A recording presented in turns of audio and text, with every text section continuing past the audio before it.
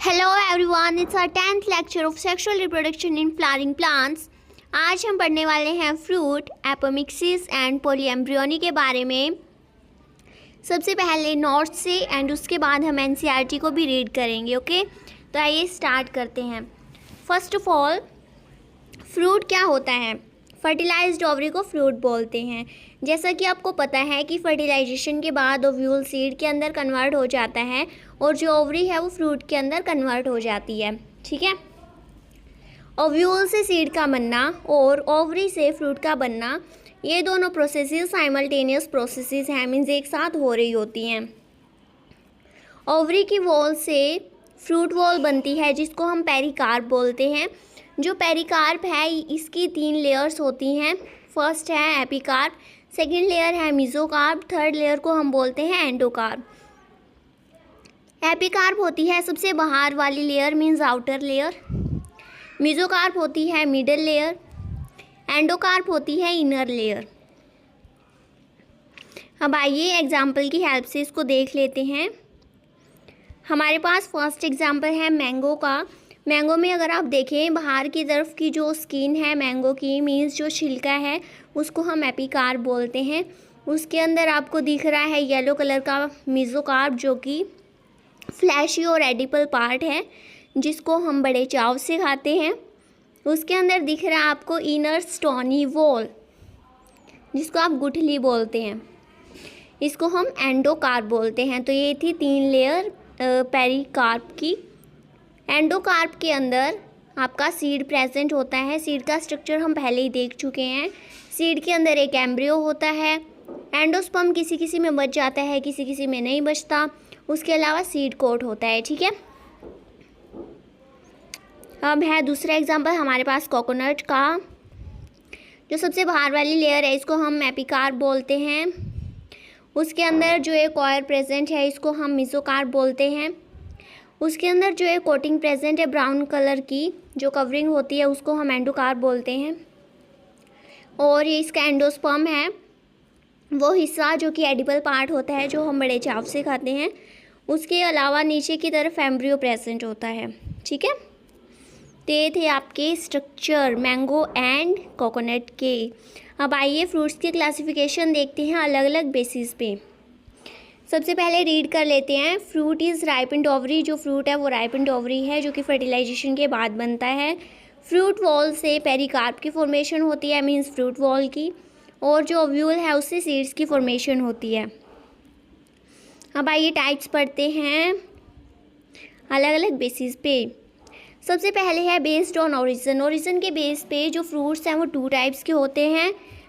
True fruits, एक minute, highlighter कहाँ चला गया, आ गया दोबारा।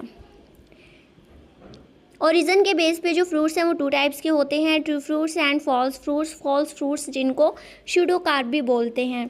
अब ट्रू फ्रूट्स कौन से होते हैं? वो फ्रूट्स जो कि सिर्फ और सिर्फ ओवरी से बने होते हैं फर्टिलाइजेशन के बाद। ठीक है, इसमें ओवरी ही कंट्रीब्यूट करती है फ्रूट की फॉर्मेशन में, कोई और पार्ट नहीं होता, मीन्स कोई और फ्लोरल पार्ट नहीं होता। ठीक है, अब इसके एग्जाम्पल हैं mango, tomato, P and coconut. अब दूसरे होते हैं फॉल्स फ्रूट्स, मीन्स स्यूडोकार्प। इनके अंदर ओवरी के साथ साथ दूसरे फ्लोरल पार्ट्स लाइक थैलेमस हो गया, वो भी पार्टिसिपेट करते हैं फ्रूट की फॉर्मेशन में, जैसा आप देखेंगे एप्पल के अंदर, पेयर के अंदर एंड स्ट्रॉबेरी के अंदर। ठीक है, अब आता है बेस्ड ऑन नेचर। नेचर के बेस पे 2 टाइप्स के फ्रूट्स होते हैं, fleshy fruits and dry fruits. Fleshy fruits वो होते हैं जिनमें मैच्योरिटी के टाइम पे जो पेरिकार्प है वो फ्लैशी फॉर्म में प्रेजेंट होता है। और ड्राई फ्रूट्स वो होते हैं जिनमें मैच्योरिटी के टाइम पे जो पेरिकार्प है वो ड्राई होता है। ठीक है, फ्लैशी फ्रूट्स के एग्जांपल हैं mango, tomato, grapes, banana and coconut. अब ड्राई फ्रूट्स के एग्जांपल हैं पी, ग्राम, वीट, मेज, सनफ्लावर। ठीक है, उसके बाद है बेस्ड ऑन ओरिजिन। है तो ओरिजिन के बेस पे ही, लेकिन यहाँ पे क्या है, फर्टिलाइजेशन नहीं होती। ठीक है, इनको बोलते हैं पार्थिनोकार्पिक फ्रूट्स, मीन्स फ्रूट्स की डेवलपमेंट होती है विदाउट फर्टिलाइजेशन और इनके अंदर सीड्स भी प्रेजेंट नहीं होते। ठीक है, इसके एग्जांपल्स हैं बनाना, सीडलेस ग्रेप्स, और ऑरेंज की कुछ वेराइटीज़।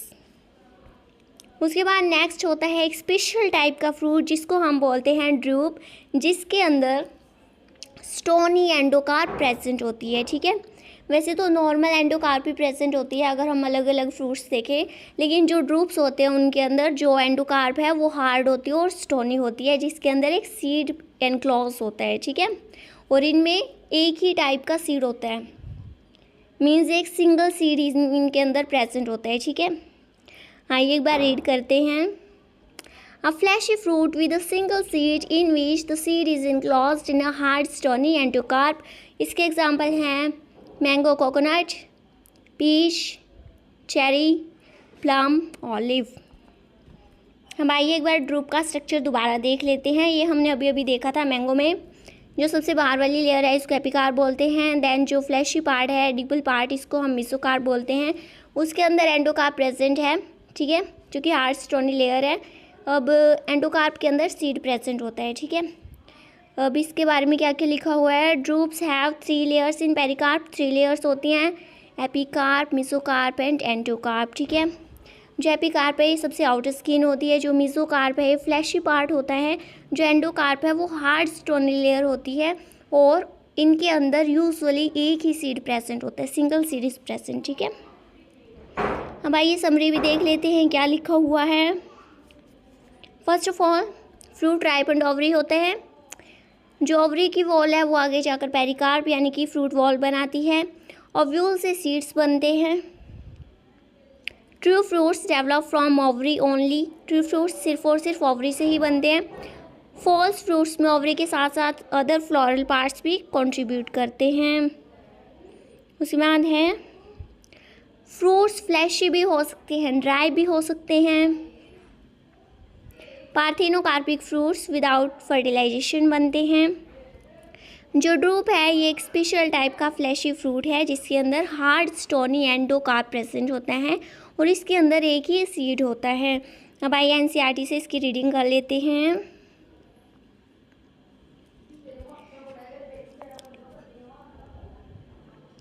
ओव्यूल्स मैच्योर होकर सीड में कन्वर्ट हो जाते हैं। ओवरी डेवलप हो जाती है फ्रूट के अंदर, और सीड्स से ओव्यूल से सीड्स का ट्रांसफॉर्मेशन और ओवरी से फ्रूट का बनना, ये जो दोनों प्रोसेसेस हैं ये दोनों साइमल्टेनियसली हो रही होती हैं।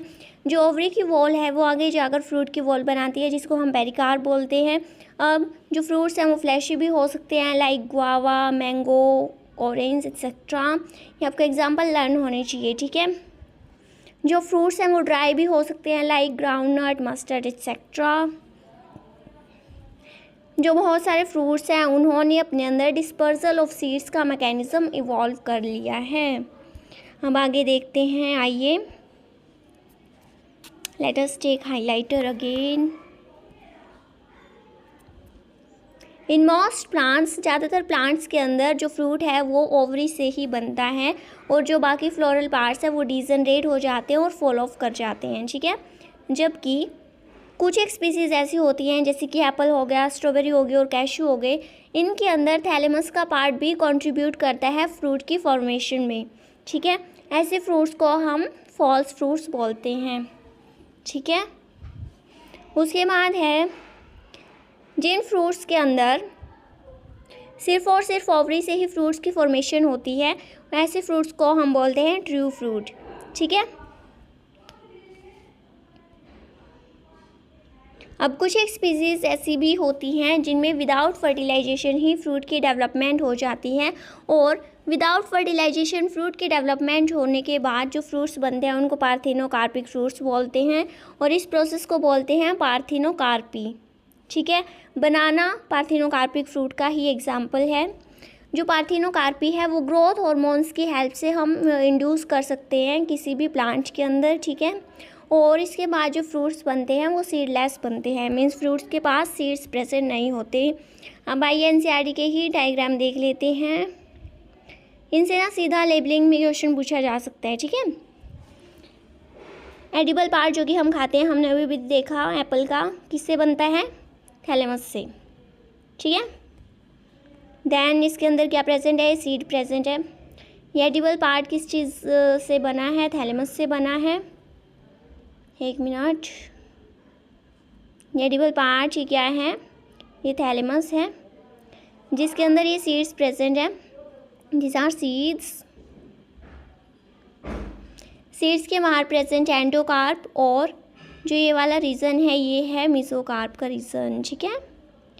उसके अलावा दूसरा आपको जो डायग्राम दिया गया है वो है स्ट्रॉबेरी का डायग्राम। जो एरिया हम इसका बेसिकली खा रहे होते हैं, मीन्स जो एडिबल पार्ट है वो है थैलेमस। दिस इज़ थैलेमस, और इसकी जो ऊपर वाली जो लेयर है उसको हम एकीन बोलते हैं, ठीक है।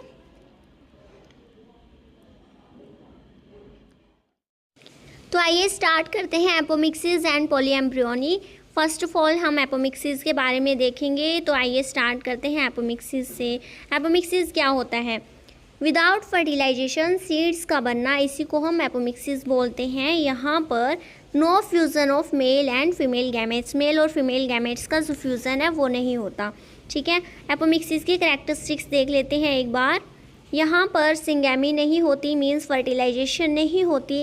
एम्ब्रियो डेवलप कर जाता है without fusion of gametes, means बिना गैमेट्स के फ्यूजन से ही एम्ब्रियो की डेवलपमेंट हो जाएगी। सिर्फ एक ही पेरेंट इन्वॉल्व होता है इसके अंदर, इसी वजह से इसको एसेक्सुअल रिप्रोडक्शन ही भी बोलते हैं, ठीक है। जो ऑफस्प्रिंग है वो जेनेटिकली सिमिलर होते हैं अपने पेरेंट के।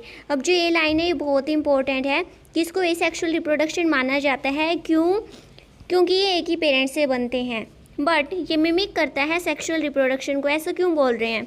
क्योंकि जो सीड है वो एक्चुअली में एक फर्टिलाइज्ड प्रोडक्ट है, ठीक है, जो कि फर्टिलाइजेशन के बाद बना है, तो इसलिए ये क्या कर रहा है, मिमिक कर रहा है सेक्सुअल रिप्रोडक्शन को।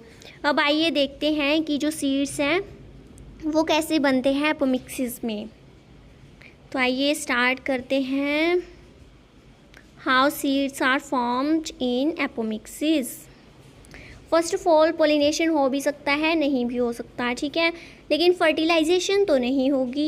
एम्ब्रियो डेवलप कर जाएगा और सीड्स भी बन जाएंगे, ठीक है।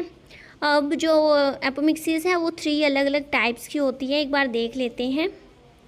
फर्स्ट होता है जो डिप्लॉयड एग सेल है वो डायरेक्ट एम्ब्रियो में कन्वर्ट हो गया, ठीक है।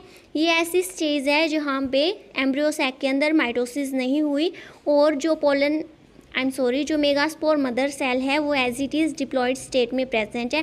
मींस मेगास्पोर्स भी नहीं बने, मींस कुछ भी नहीं बना, ठीक है। वो सीधी की सीधी क्या है, एम्ब्रियो के अंदर डेवलप हो जाएगी इस कंडीशन में, ठीक है। मेयोसिस डजंट अकर, मेयोसिस नहीं हुई, diploid egg cell develops directly into embryo. अब दूसरा केस है कि एम्ब्रियो डेवलप हो गई है from diploid cells of embryo sac. Embryo sac के अंदर जो डिप्लॉयड सेल्स प्रेजेंट है उनसे एम्ब्रियो का बनना, और यहाँ पे कोई क्या है, फर्टिलाइजेशन नहीं होगी और सीड की फॉर्मेशन हो जाएगी, ठीक है। No fertilization occurs.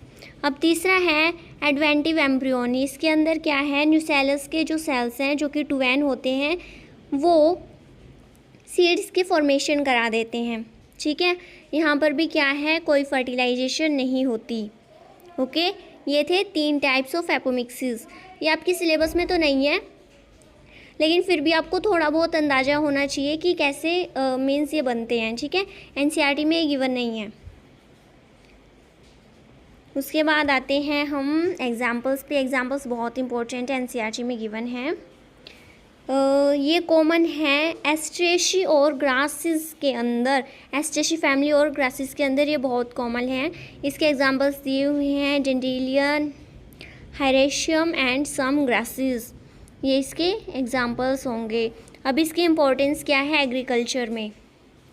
जो हाइब्रिड सीड्स होते हैं उनके पास हाई यील्ड होती है, बेटर क्वालिटी होती है और डिजीज़ रेजिस्टेंस होते हैं, ठीक है। लेकिन नेक्स्ट जनरेशन में ये अपने सुपीरियर करैक्टर्स को खो देते हैं, ठीक है। इसी वजह से जो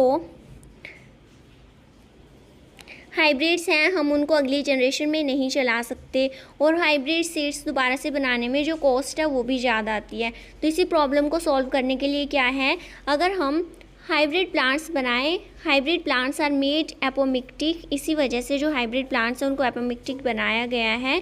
इससे क्या है जो hybrid vigour is retained in all generation. Means vigour का मतलब क्या होता है कि अच्छी प्रोडक्टिविटी होना, हेल्दी होना, स्ट्रॉन्ग होना, डिजीज़ रेजिस्टेंस होना। मीन्स जो ये सुपीरियर कैरेक्टर्स हैं ना, ये सब किसी प्लांट की विगोरिटी को डिफ़ाइन करते हैं। ठीक है, तो अगर हम एपोमिक्सिस की हेल्प से सीड्स बनाएंगे तो उससे क्या होगा, सारी की सारी जनरेशन्स में जो हाइब्रिड्स हैं वो विगोर रहेंगे। ठीक है, अब देखिए इसके एडवांटेजेस क्या क्या हैं। Farmers can use hybrid seeds without buying them every year. हर साल ख़रीदने से अच्छा है जो फार्मर हैं उनको क्या कर लें, हाइब्रिड सीड्स को यूज़ कर सकते हैं। Maintain hybrid vigour generation after generation. ये मैंने आपको भी बताया कि जो सुपीरियर करैक्टर्स हैं वो हर एक जनरेशन में क्या रहते हैं, मेंटेन रहते हैं। ठीक है, इससे क्या है, क्रॉप की यील्ड बढ़ती है, कल्टीवेशन का जो कॉस्ट है वो डिक्रीज़ हो जाता है। ठीक है, ये थी अपनी पूरी की पूरी एपोमिक्सिस। अब आइए हम देखते हैं पॉलीएम्ब्रियोनी। पॉलीएम्ब्रियोनी क्या होती है, एक सीड के अंदर एक से ज़्यादा एम्ब्रियो का प्रेजेंट होना, इसी को बोलते हैं polyembryony. Occurrence of more than one one embryo in a seed. अब इसकी डिस्कवरी किसने की थी, सबसे पहले एंटोन वॉन लीवनहुक ने की थी। इसके अंदर सीड्स ऑफ ऑरेंज में पॉलीएम्ब्रियोनी को फाइंड किया था। उसके बाद है पॉलीएम्ब्रियोनी कैसे होती है। अगर हम नॉर्मली देखें एक सीड से एक ही एम्ब्रियो बनता है। ठीक है, एक सीड के अंदर एक ही एम्ब्रियो प्रेजेंट होता है, लेकिन पॉलीएम्ब्रियोनी में एक सीड के अंदर दो या फिर दो से ज़्यादा एम्ब्रियोज प्रेजेंट होते हैं। अब इसके मैकेनिज़्म दो हैं। ठीक है, हम दोनों को पढ़ते हैं बारी बारी सर। फर्स्ट है क्लीवेज पॉलीएम्ब्रियोनी, सेकंड है एडवेंटिव पॉलीएम्ब्रियोनी। क्लीवेज में क्या है, जाइगोट के अंदर डिवीज़न हुई और उससे जितने भी पार्ट्स बने वो सारे के सारे क्या है, अपना एक अलग से एम्ब्रियो बनाएंगे। ठीक है, तो इस वजह से सीड के अंदर बहुत सारे एम्ब्रियो हो जाएंगे, तो क्या हुआ, पॉलीएम्ब्रियोनी होगी फाइनली। अब ये है दूसरा जो कि आपके एनसीईआरटी में गिवन है, एडवेंटिव, नाम नहीं लिखा हुआ बस। इसमें क्या है, जो न्यूसेलस के जो सेल्स हैं वो एम्ब्रियो सैक के अंदर प्रोट्रूड कर जाते हैं और वहाँ पर जाकर क्या है, एम्ब्रियो की फॉर्मेशन कर लेते हैं। ठीक है, nucellar cells surrounding embryo sac start dividing and form additional embryos, जिनको बोलते हैं nucellar embryos. Both zygotic and nucellar embryos are present, may be present. ठीक है, इसी सीड के अंदर जाइगोटिक और न्यूसेलर एम्ब्रियोज दोनों के दोनों भी प्रेजेंट हो सकते हैं। तो इस वजह से भी क्या हो गया, हमारे सीड के अंदर एक से ज़्यादा एम्ब्रियोज आ गए ना। अब आइए इसके एग्जांपल देखते हैं जो कि आपके एनसीईआरटी में गिवन है। एक तो है सिट्रस, ठीक है, ऑरेंज। दूसरा है मैंगो। मैंगो के अंदर भी क्या होती है, पॉलीएम्ब्रियोनी होती है। इसकी सिग्निफिकेंस क्या है, many embryos develop in one seed, एक सीड के अंदर बहुत सारे एम्ब्रियो हो जाते हैं। इससे more healthy and vigorous seedlings को सिलेक्ट किया जा सकता है। हॉर्टिकल्चर में इसका यूज़ करते हैं। हॉर्टिकल्चर क्या होता है, हॉर्टिकल्चर एक साइंस की ब्रांच है। ठीक है, इसके अंदर हम जैसे फ्रूट्स की, फ्लावर्स की, अलग अलग चीज़ों की, अलग अलग क्रॉप्स की कल्टीवेशन करते हैं। ठीक है, तो इन सारी चीज़ों को क्या बोलते हैं, हॉर्टिकल्चर। तो पॉलीएम्ब्रियोनी बहुत ही यूज़फुल है हॉर्टिकल्चर में, for mainly citrus and mango cultivation में। ठीक है, उसके बाद है nucellar embryos often produce often and disease free plants. जो न्यूसेलर एम्ब्रियोज हैं वो ऑफनली क्या बनाते हैं, यूनिफॉर्म और डिजीज़ फ्री प्लांट्स की प्रोडक्शन करते हैं। अब आइए एक बार डिफरेंस देख लेते हैं एपोमिक्सिस एंड पॉलीएम्ब्रियोनी के अंदर। तो आइए स्टार्ट करते हैं डेफिनेशन से। एपोमिक्सिस होता है सीड की फॉर्मेशन विदाउट फर्टिलाइजेशन। पॉलीएम्ब्रियोनी होता है एक सीड के अंदर एक से ज़्यादा एम्ब्रियोज का प्रेजेंट होना। उसके बाद है फर्टिलाइजेशन, एपोमिक्सिस में तो नहीं होती, पॉलीएम्ब्रियोनी में यूजुअली प्रेजेंट होती है, बट कोई रेयर ही केस होता है जिसके अंदर प्रेजेंट नहीं होती। ठीक है, उसके बाद है number of embryos in a seed. Apomixis में लगभग मोस्टली एक ही सीड प्रेजेंट होता है। ठीक है, और जो पॉलीएम्ब्रियोनी है उसमें एक से ज़्यादा, नंबर ऑफ एम्ब्रियोज की हम बात कर रहे थे।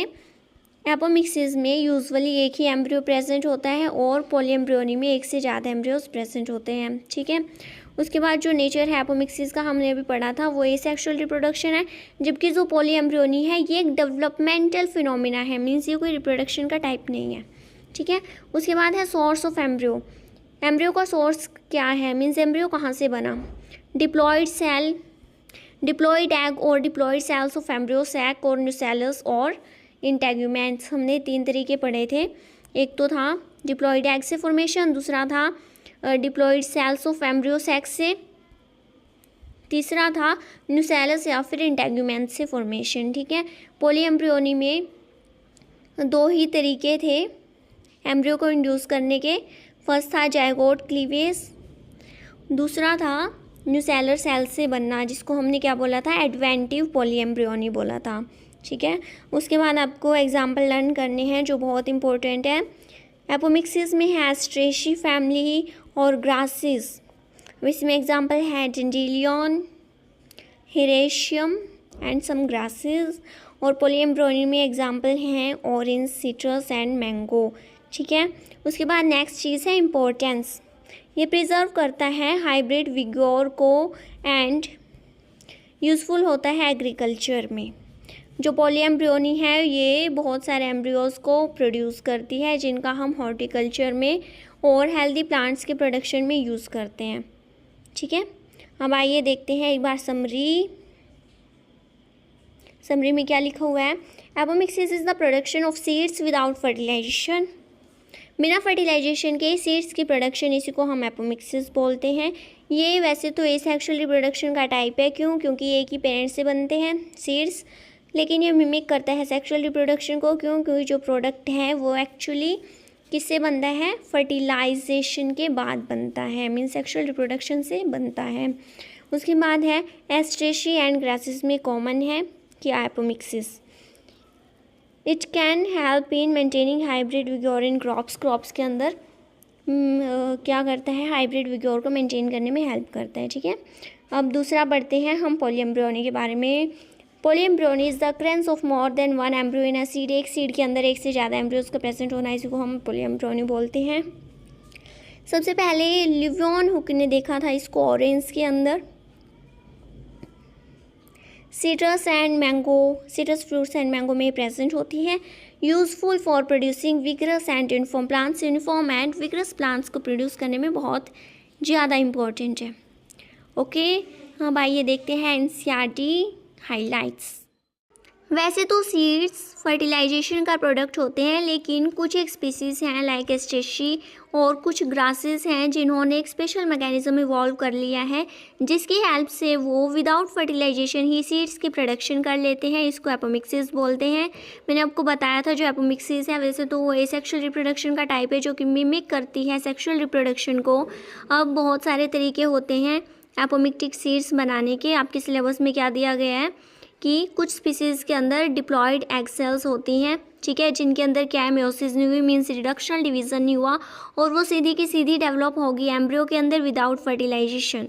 अब उसके बाद सिट्रस और मैंगो कुछ ऐसे फ्रूट्स होते हैं जिनके अंदर जो न्यूसेलर जो सेल्स होती हैं एम्ब्रियो सैक के अराउंड, वो प्रोट्रूड कर जाती हैं एम्ब्रियो सैक के अंदर और डेवलप कर जाती हैं एम्ब्रियो में। ठीक है, इसकी वजह से सीड के अंदर क्या होगा, एक से ज़्यादा एम्ब्रियोज आ जाएंगे, और occurrence of more than one embryo in a seed, एक सीड के अंदर एक से ज़्यादा एम्ब्रियोज का प्रेजेंट होना, इसी को बोलते हैं पॉलीएम्ब्रियोनी। अब देखते हैं हाइब्रिड सीड्स के बारे में। Let us take highlighter again. Hybrid varieties के जो फ्रूट्स और वेजिटेबल्स हैं उनको एक्सटेंसिवली यूज़ किया जाता है कल्टीवेशन पर्पसेस से। ठीक है, तो इनकी वजह से जो प्रोडक्टिविटी है उसमें भी इंक्रीज़ हुआ है। बट इनके साथ प्रॉब्लम क्या है, प्रॉब्लम ये है कि जो हाइब्रिड सीड्स हैं वो हर साल प्रोड्यूस करने पड़ते हैं। क्यों, क्योंकि सपोज़ हमने 2 प्लांट लिए, उनकी क्रॉसिंग कराई, हमारे पास एक हाइब्रिड प्लांट आया, उसके हमने सीड्स कलेक्ट कर लिए जो कि क्या होंगे, हाइब्रिड सीड्स होंगे। बट अगर हम उनको दोबारा से ग्रो करेंगे तो प्रॉब्लम ये आएगी कि उसके अंदर जो सुपीरियर करैक्टर्स हैं वो प्रेजेंट नहीं होंगे। ठीक है, the seeds collected from the hybrids are sown, उनको उगाया जाएगा तो हम देखेंगे कि उनके अंदर क्या है, हाइब्रिड के मतलब जो करैक्टर्स थे ना, उन मतलब हाइब्रिड प्लांट के अंदर उसके उन सीड्स के अंदर वो करैक्टर्स नहीं आएंगे। तो इसी वजह से हाइब्रिड सीड्स की हर साल प्रोडक्शन करनी पड़ती है, जो कि क्या है, बहुत कॉस्टली है। और जिसकी वजह से क्या हो गया, hybrid seeds become too expensive for farmers के लिए जो हाइब्रिड सीड्स हैं वो बहुत महंगे हो चुके हैं। तो इसी प्रॉब्लम को सॉल्व करने के लिए हमारे पास क्या आई, एपोमिक्सिस आई। एपोमिक्टिक सीड्स बनाए जाने लगे, जहाँ पर क्या है, कोई सेग्रीगेशन नहीं होती है करैक्टर्स की। जो करैक्टर्स हाइब्रिड प्लांट के अंदर प्रेजेंट है वही सेम के सेम करैक्टर कहाँ पे प्रेजेंट होंगे, हाइब्रिड सीड्स के पास प्रेजेंट होंगे। Then the farmers can take on the using hybrid seeds को वो हर साल यूज़ कर सकते हैं। ठीक है, हाइब्रिड सीड्स को वो क्या कर सकते हैं, हर साल यूज़ कर सकते हैं। इससे उनको हर बार हाइब्रिड सीड्स खरीदने की कोई ज़रूरत नहीं पड़ेगी। जो मेन इम्पोर्टेंस है जो एपोमिक्सिस की, वो हाइब्रिड सीड इंडस्ट्री में ही है। ठीक है, उसके बाद